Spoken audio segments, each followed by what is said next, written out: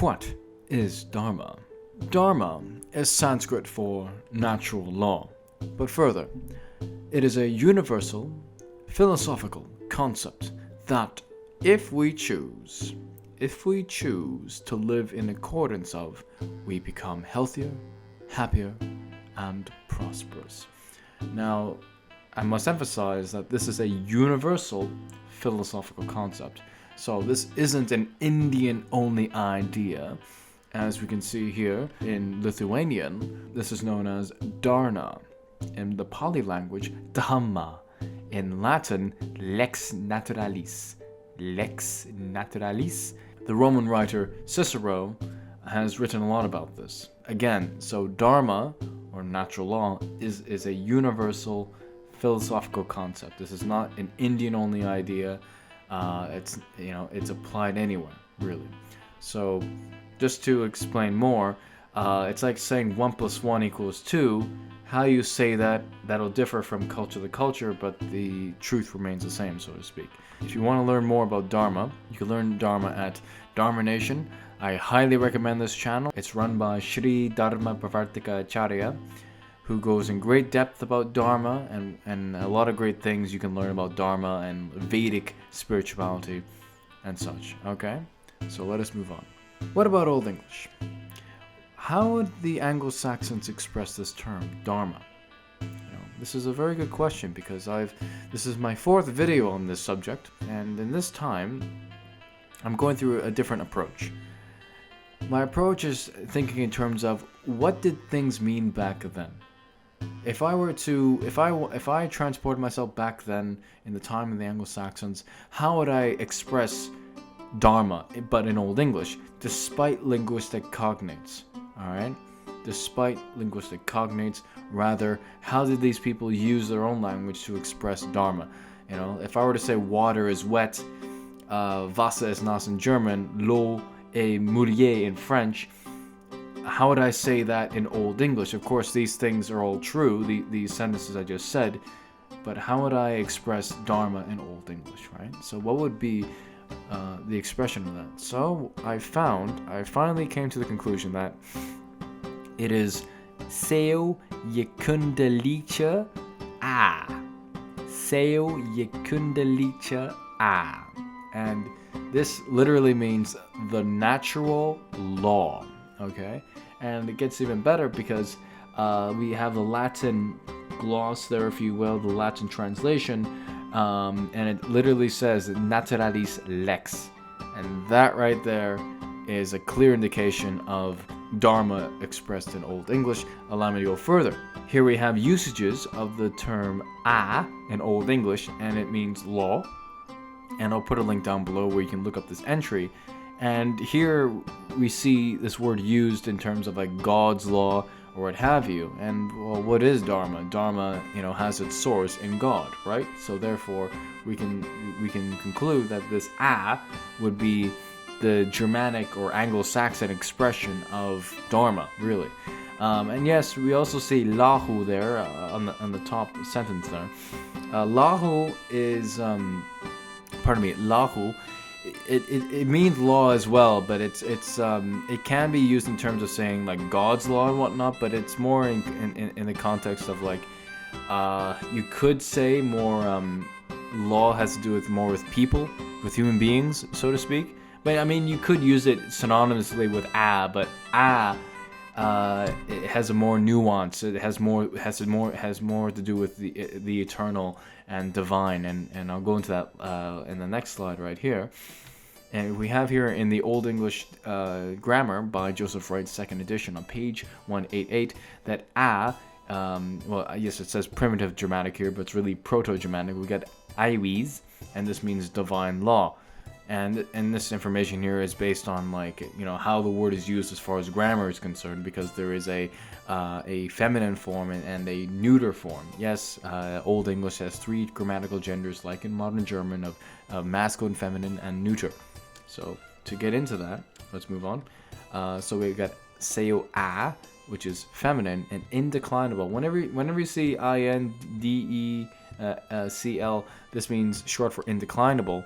So what does this mean in essence? If you were to use this word in an Old English sentence, that means you don't have to decline it.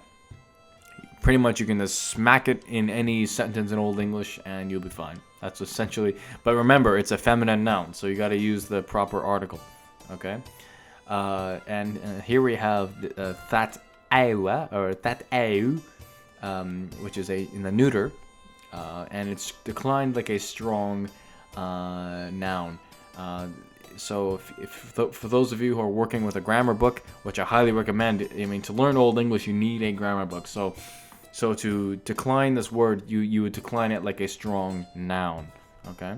So just to give you a little example of how the word is declined in the neuter sense, there's an example of the singular genitive AEwes, pardon me, AEwe, so like long ash with a macron AEwes, and of course I'm using an older pronunciation. Grammar books say another pronunciation of a more of an a sound, but anyway, but let's move on. In the past, just to recap my adventure, or if you will, journey in finding the word for Dharma in Old English, this is my first video on it. I thought it was endebyrnes at first, which means like order of nature, if you will. And then later, I found in that same video, I come across AEwe, AEwe, and AEwe, and what have you, and words, you know, that mean law, but also it meant eternity as well, which is really interesting and whatnot. But then later on in this journey, I discovered the word Gecynd. Gecynd is Old English for nature in the grand sense of the term, of how we like the grand sense of the meaning of nature, right? The established order, right? And Kynd evolved into what we know as kind, so one's own kind, if you will, like according to his kind. That's one way of looking at this word. But anyway, but let's move on. Later in my journey, I had a little debate with myself. Is it AEwe or Gecynd? You know, because I thought to myself, okay, what word would be decisively the word for Dharma in Old English, or if you will, Anglo-Saxon? But then I came to the conclusion, well, given the source material that we looked at before, I think it's quite decisive that it's safe to say that if somebody wants like a direct answer of like what is Dharma in Old English, it would be this. It would be ģecyndelīce. So the natural law, if you will, if you want the whole shebang, if you will. So, and so there's some source material there, and where it says Naturalis lex, you know, which is essentially you know, natural law or Dharma in Latin, you know. But moving on. So in conclusion, I have to say that there are many ways to describe Dharma. There are many ways to describe natural law. But for those of you who want like a direct answer, like what is it? ģecyndelīce. You know, obviously there are variants in spelling or what have you, but there are variants in spelling, but as far as like source material is concerned, this is straight from the source, straight from the period, so to speak. So ģecyndelīce.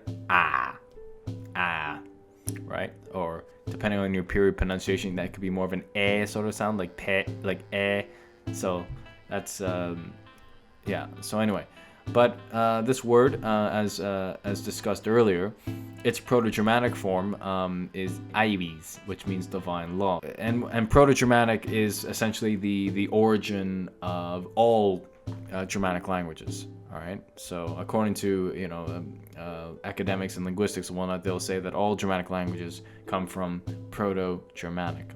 All right.